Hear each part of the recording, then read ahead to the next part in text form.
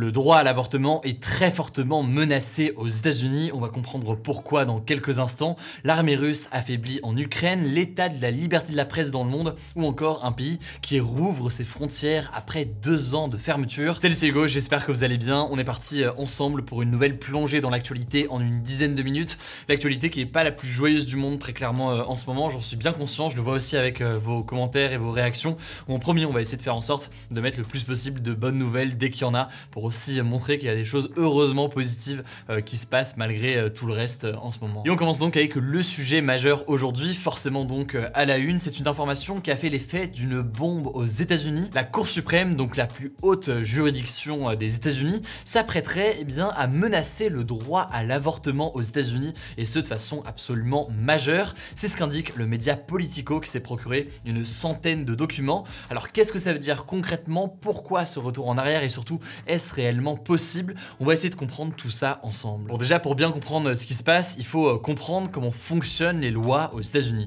En fait, contrairement à la France, les lois américaines sont souvent votées à l'échelle de chaque État, sachant qu'il y a 50 États aux États-Unis. Et après, au-delà de ces lois donc votées à l'échelle locale, disons, il y a ce que l'on appelle le droit fédéral. Et là, en l'occurrence, le droit fédéral, ce sont des lois qui sont votées à l'échelle nationale et qui valent pour tous les États des États-Unis. Et sur le sujet de l'avortement, en fait, depuis 1973, l'arrêt Roe versus Wade, qui a été voté à la Cour suprême, garantit aux femmes le droit d'avorter tant que le fœtus n'est pas viable, c'est-à-dire jusqu'à 22 à 24 semaines de grossesse. C'est un droit qui est assez important car il est inscrit donc dans la Constitution américaine, donc la loi suprême du pays. Et du coup, aujourd'hui, ce potentiel changement de la Cour suprême, en quoi ça consiste concrètement?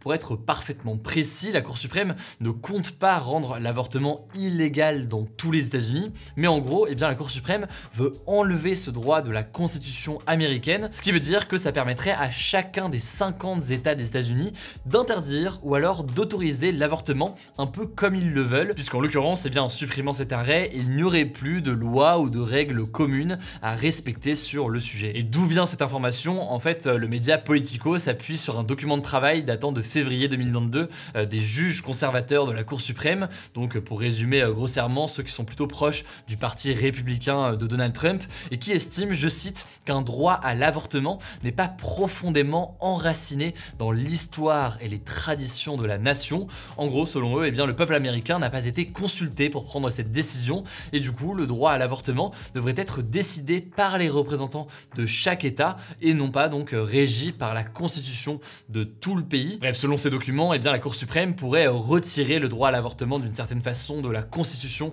et donc permettre à chaque État de faire ce qu'il souhaite. Mais donc pourquoi d'ailleurs ce changement soudain? En réalité, c'est pas un changement qui est si soudain que ça, puisque depuis déjà plusieurs mois, on en a beaucoup parlé sur la chaîne, une douzaine d'États américains a déjà adopté des lois très restrictives en matière d'avortement. Il y a notamment le Mississippi, l'Alabama ou encore le Texas. Et pour bien comprendre, l'arrêt Roe versus Wade dont je vous parlais à l'instant, il est accompagné d'une autre décision, Doe versus Bolton, qui autorise chaque État à ajouter des restrictions au droit à l'avortement quand la grossesse est avancée. D'ailleurs, récemment, sans rentrer trop dans les détails, mais la Cour suprême avait décidé de ne pas suspendre une loi très restrictive concernant l'avortement dans le Texas, une loi qui a été entrée en vigueur en septembre 2021 et qui interdit l'avortement au-delà de 6 semaines de grossesse. En gros, ces textes de restriction ont été écrits spécialement pour contourner cet arrêt Roe versus Wade, sans pour autant rendre l'avortement illégal, puisque les États n'ont pas le droit de le faire donc aujourd'hui. Bref, pour résumer, mais c'est très peu clair, le droit à l'avortement est déjà fortement restreint dans certains États,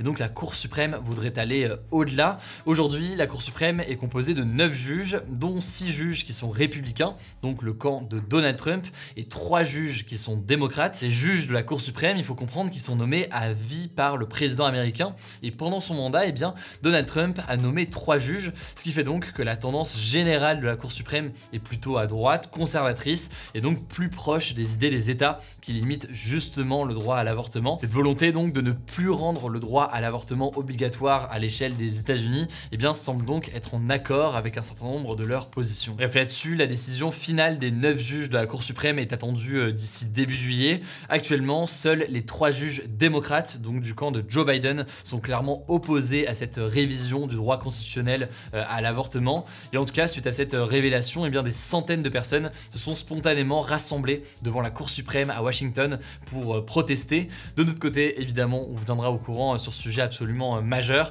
qui évidemment ne concerne pas la France en l'occurrence, mais qui concerne eh bien, des millions de femmes forcément aux États-Unis. Et donc on continuera à suivre ça dans les prochains jours. On poursuit comme chaque jour forcément avec un petit point concernant la situation en Ukraine. Selon les services de renseignement du ministère de la Défense britannique, eh bien l'armée russe serait, je cite, considérablement affaiblie suite à l'invasion de l'Ukraine. Bon, évidemment, ça reste des informations à prendre avec des pincettes, mais selon le Royaume-Uni, eh bien malgré une grande modernisation de son armée ces dernières années, la Russie n'aurait tout de même pas réussi à dominer la guerre en Ukraine à cause notamment d'erreurs stratégiques ou encore d'exécution des opérations.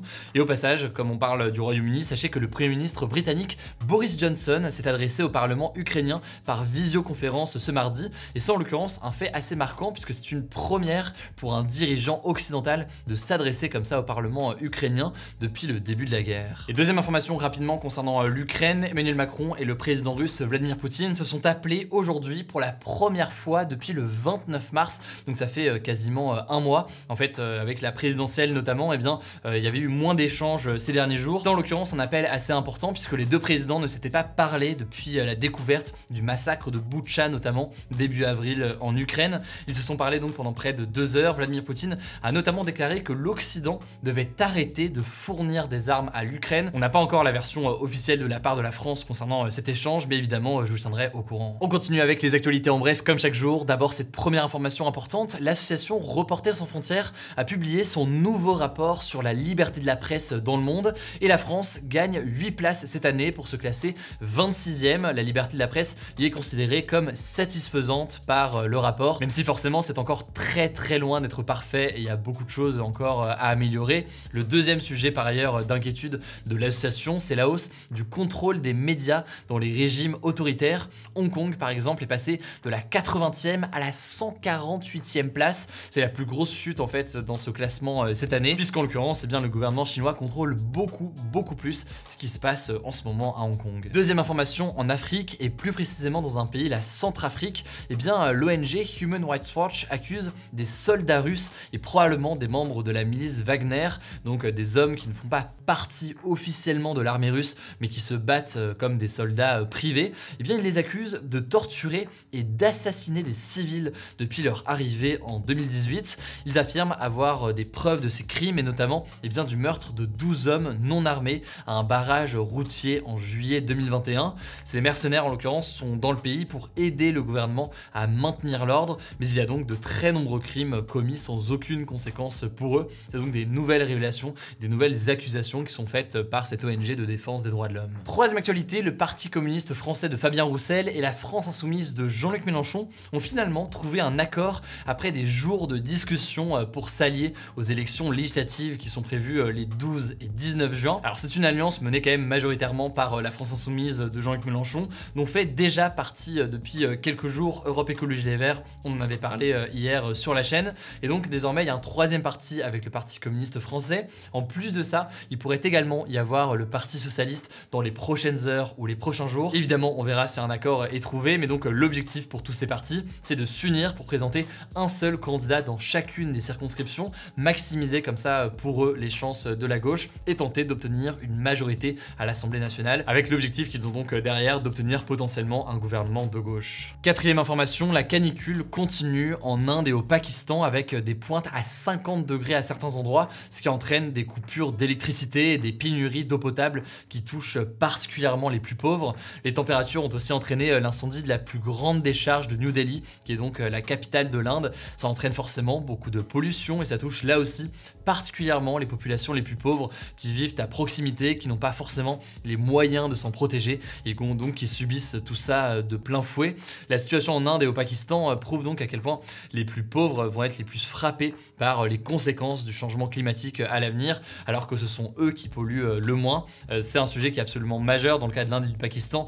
On avait parlé d'ailleurs la semaine dernière des conséquences à long terme de ces chaleurs extrêmes avec des zones qui pourraient bientôt devenir inhabitables dans ces pays. Je vous renvoie aux actus du jour qu'on a posté il y a quelques jours si vous voulez en savoir plus, et évidemment on continuera à en parler. Allez, on termine tout de même puisqu'il le faut bien avec une bonne nouvelle. Après plus de 2 ans de fermeture à cause de la pandémie, la Nouvelle-Zélande a rouvert ses frontières à plus de 60 pays ce lundi, dont le Royaume-Uni, les États-Unis ou encore la France. Alors pour l'instant, seuls les voyageurs vaccinés ont pu se rendre dans le pays et des familles ont pu se retrouver alors qu'elles ne s'étaient pas vues en fait depuis des mois. Ça donnait lieu forcément à des scènes de joie à l'aéroport et forcément de ce point de vue-là, c'est beau à voir. Et pour les autres pays comme l'Inde ou encore la Chine, les voyageurs vont devoir a priori encore attendre un peu, a priori jusqu'au mois d'octobre, donc encore quelques semaines ou quelques mois d'attente pour ceux qui attendent de se retrouver. Écoutez, pas de débat aujourd'hui, du coup ce sera tout pour ce nouveau résumé de l'actualité en une dizaine de minutes. N'hésitez pas à vous abonner, je ne sais pas encore le cas, pour ne pas louper les vidéos suivantes. Vous le savez, rendez-vous sur Instagram aussi